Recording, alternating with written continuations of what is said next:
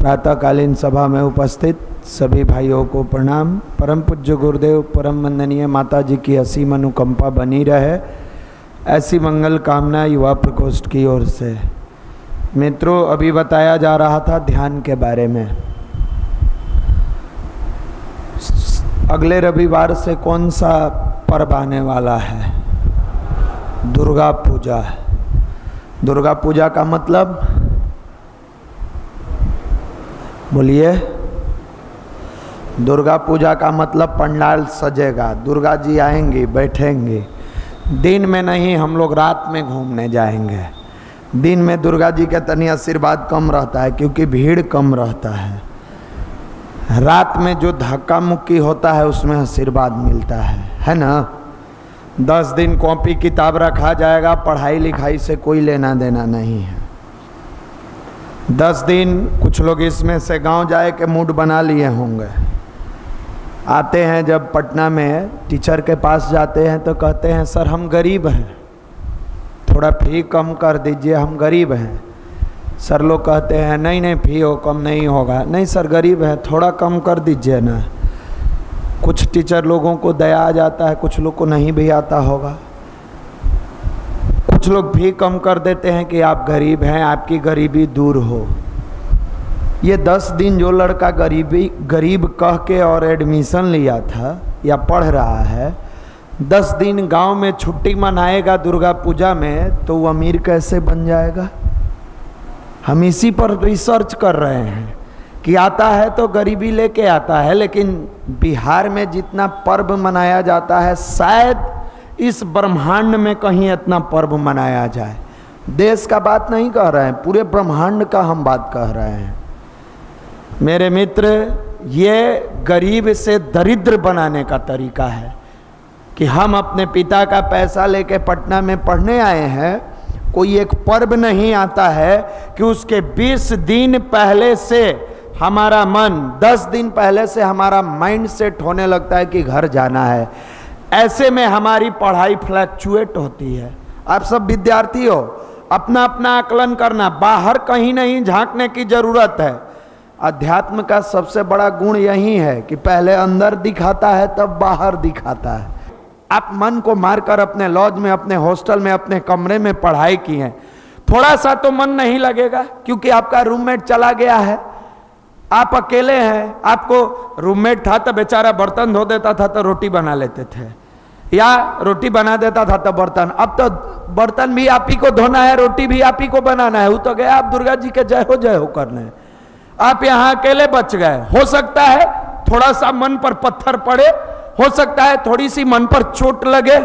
अकेले हम कहाँ फंस गए, लेकिन आप फंसे नहीं हैं, आप बच गए।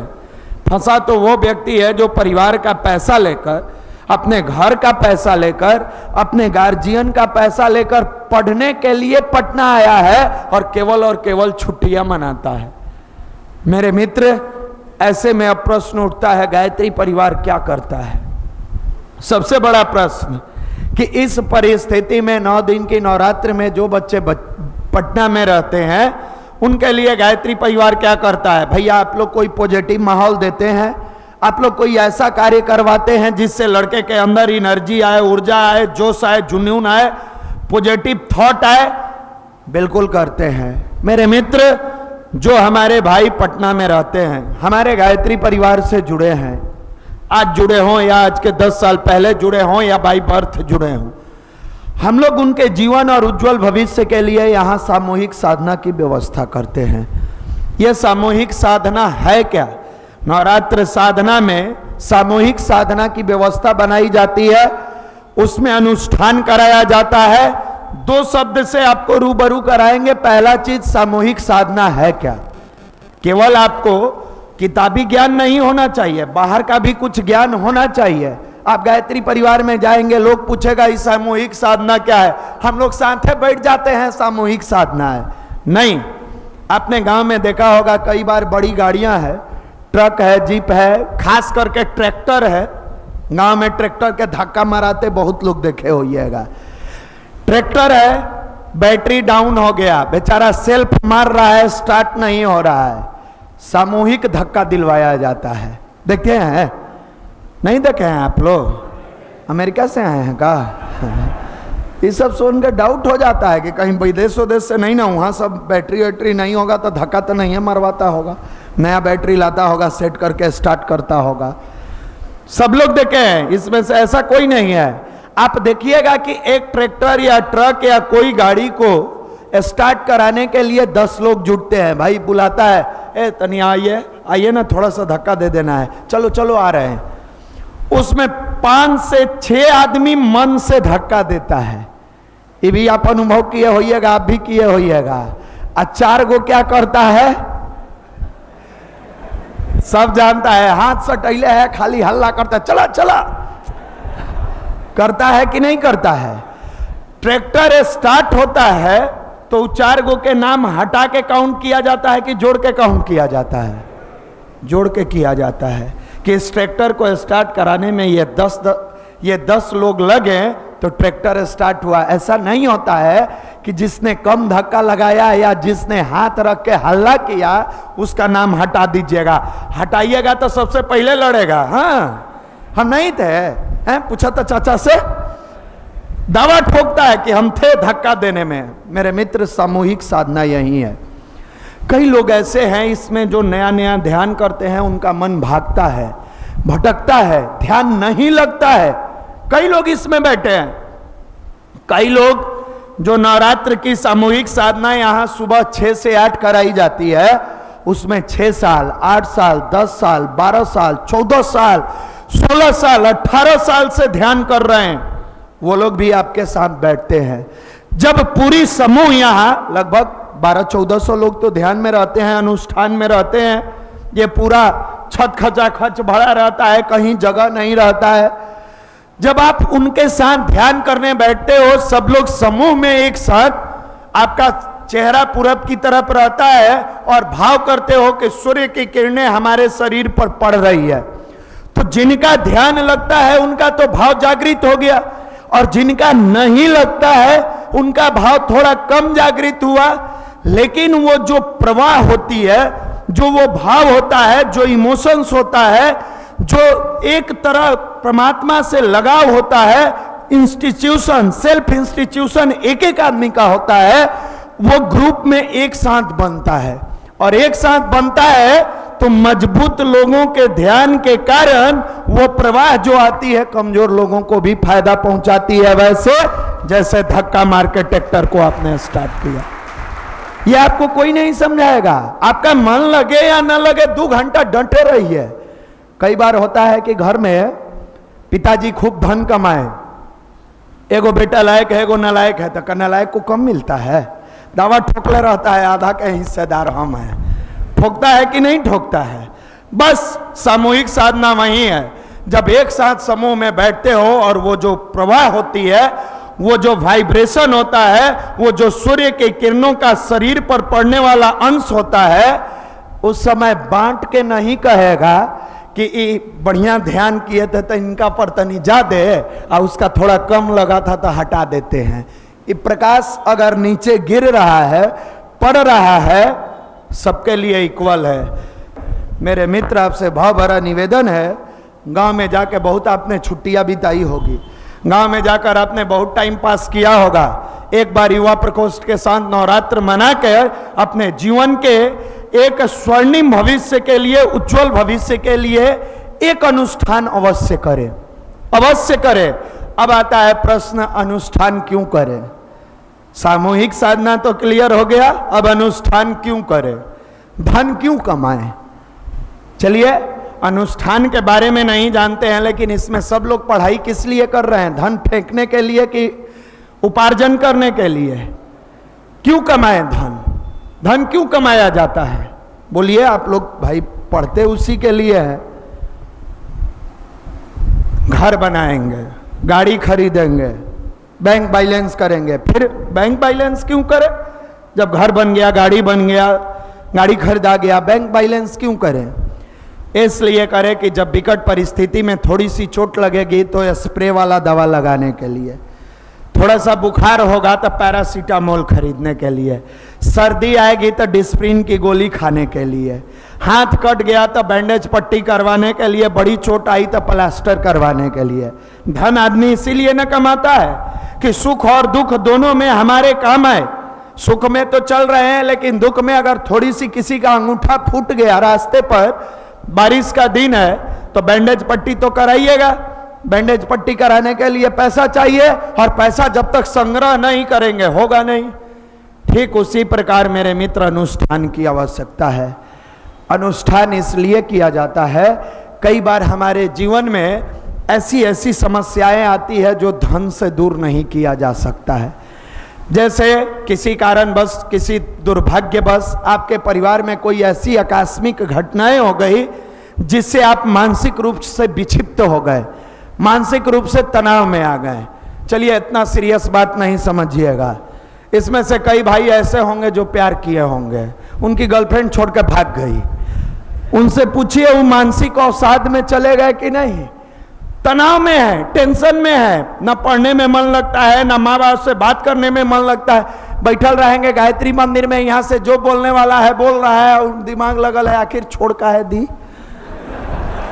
बताओ, आज नहीं छोड़ी होती तो अच्छा होता। होता है कि नहीं? उस समय आपके पैकेट में पैसा है, उस पैसे से आप इस तनाव को क्यों नहीं दूर कर लेते? उस पैसे से अपने जीवन की इन समस्याओं का समाधान क्यों नहीं कर लेते? नहीं होगा। ऐसी स्थिति में मेरे मित्र, अनुष्ठान द्वारा जो ध्यान करते हैं, अब इसका मतलब नहीं कि बैठ के अनुष्ठान करने लगा कि गर्लफ्रेंड छोड़ेगी तो मानसिक रूप से हम मजबूत बनेंगे। एक उदाहरण दी है, विकट परिस्थितियों में जब मनुष्य मानसिक रूप से परेशान होता है तो आपके द्वारा किया गया यज्ञ और अनुष्ठान दोनों आपको सपोर्ट करता है, दोनों आपको मानसिक रूप से मदद करता है। यह अनुष्ठान किया जाता है कि कई बार हमारे पूर्व जन्मों के कुछ प्रारब्ध होते हैं जिसके कारण हमारे जीवन में बहुत सारे तकलीफें आने वाली है, बहुत सारी मुसीबतें आने वाली है, बहुत सारी परेशानियां आने वाली है। तो जैसे आपके पैर में चोट लगा और दवा लगाकर, हाथ कटा तो बैंडेज बनवाकर, सिर में दर्द हुआ डिस्प्रिन खाकर, बुखार हुआ पैरासीटामोल लेकर अपने शरीर की बीमारी को दूर करते हैं, वैसे जीवन में आने वाली तमाम बुराइयों और तमाम प्रारब्ध को काटने का काम हमारा अनुष्ठान करता है। यह गायत्री मंत्र की साधना करती है। मेरे मित्र, कई बार ऐसा होगा कि आपके जीवन में बहुत बड़ी दुर्घटना होने वाली है और थोड़े से चोट लग के रह गए, आप उस पर सर्च करते हो, अरे बाप, इतना तेज भयानक एक्सीडेंट हुआ, आखिर क्या हुआ? यह आपके अनुष्ठान का प्रारब्ध था, परिणाम था कि आपको यहां तक लाया। एक गायत्री परिवार के साधक थे, गायत्री की साधना करते थे, काफी उनका सारा चीज बेहतर चल रहा था। अचानक धीरे धीरे उनकी जीवन में दरिद्रता आने लगी। आजकल लोग तो नहीं, ज्योतिष पर ज्यादा विश्वास करता है। ज्योतिष से दिखाए तो ज्योतिष जाकर कहा, तुम दरिद्र बन जाओगे, तुम धरती पर आ जाओगे, तुम बर्बाद हो जाओगे। लेकिन उस आदमी के मन में कभी गुरु कार्य से मन नहीं भरा, हमेशा गुरु कार्य करते थे। चाहे गर्मी हो, जाड़ा हो, बरसात हो, बाल संस्कार शाला में जाना, झोला पुस्तकालय चलाना, यह भाइयों द्वारा एक इमोशनल गुरु कार्य है, एक भावनात्मक गुरु कार्य है। क्या आपको बाल संस्कार शाला में पैसे मिलते हैं? नहीं। झोला पुस्तकालय में नहीं, लेकिन उस पैसा से कई गुना ज्यादा। मान लीजिए कोई भाई तनाव में अपना मन लगातार 1 महीना से बना रहा है कि हम सुसाइड करने जाएं, हम सुसाइड कर लें, और उनके हाथों में किताब पड़ गया, गुरुजी का हारिए ना हिम्मत। आपको ये भी पता नहीं है कि सुसाइड करने का मन बनाया था, लेकिन वो किताब पढ़ के उनका अगर मन बदल गया, मेरे मित्र, ये किसी सैलरी से कम है क्या कि आपने किसी परिवार के, किसी माँ के लाडले का जान बचाया, किसी परिवार के उज्जवल भविष्य को डूबने से, अंधकारमय होने से आपने बचाया। कई बार लोग डायरेक्ट पैसे को सैलरी मानते हैं, जबकि कई बार आपको यह भी समझना होगा कि समाज में होने वाले कई सारी ऐसी घटनाएं होती है जिसमें न जाने हम किस रूप में किसका सपोर्ट करते हैं, और उसकी अंतरात्मा से निकली हुई दुआ आपके पैसे और सैलरी से नहीं खरीदा जा सकता है। उस व्यक्ति के जीवन में ऐसा ही था। गुरु कार्य करते थे, पूरी ईमानदारी से करते थे। जहां कहीं भी गुरुजी जाते थे वहां वो साहित्य स्टॉल लगाते थे। एक जगह गुरुजी का कार्य हो रहा था, यज्ञ हो रहा था, वहां गुरुजी प्रवचन दे रहे थे, काफी भीड़ थी, कहीं उनको न चौकी मिला, न बेंच मिला, न टेबल मिला, कुछ नहीं मिला। उन्होंने इधर उधर देखा, कहाँ व्यवस्था बनाने जाएंगे, इतनी भीड़ है, अगर गुरुजी की साहित्य नहीं बिकी तो लोगों के पास ज्ञान का भंडार कैसे जाएगा, प्रसाद कैसे जाएगा। उन्होंने कुछ नहीं देखा, नीचे बिछाया तौलिया गमछिया जो भी उनके पास था और नीचे साहित्य लगा दिया। गुरुजी जब गुजरने लगे तो कहे, अरे तुम नीचे साहित्य लगाए? हाँ गुरुजी, बहुत सारी भीड़ थी, यहाँ कुछ व्यवस्था नहीं था इसलिए मैंने लगा दिया यहाँ। गुरुजी ने कहा कि अब इससे नीचे तुम नहीं जा सकते हो। प्रारब्ध कैसे अनुष्ठान से और गुरु कार्य से कटता है उसके बारे में बता रहे हैं। तुमको जो कहा गया था, जो भी ABCD व्यक्ति ने कहा या ज्योतिष ने कहा या जो तुम्हारे कर्म में था कि तुम रोड पर आ जाओगे, अब तू गुरु कार्य करते हुए रोड पर आओगे, इससे अब आगे बढ़ोगे। और वो मनुष्य उसके बाद सफलताओं की सीढ़ियों पर इतना तेजी से बढ़ा कि फिर धनवान बना। मेरे मित्र, अनुष्ठान इसी घड़ी में काम आता है जहां हमारे प्रारब्ध, हमारी बुराइयां। कई भाई इसमें ऐसे थे जिनका नशा नहीं छूट रहा था, पैसा तो गार्जियन भेज रहे थे, सर के पास पढ़ रहे थे, लेकिन छूट क्यों नहीं रहा था? क्योंकि उनके जीवन में अभी साधना नहीं आई थी। उन्होंने अपने PDC के अनुभव में लिखा, भैया जब मैं गायत्री परिवार से जुड़ा 5 दिन का PDC का क्लास किया, नियमितता पूर्वक 20 मिनट गायत्री मंत्र की साधना करने लगा, तो मैं ये नहीं कहूंगा कि मेरा पूरा अचानक छूट गया। मैं दिन भर में 10 सिगरेट पिया करता था, अब 1 सिगरेट पीने लगा।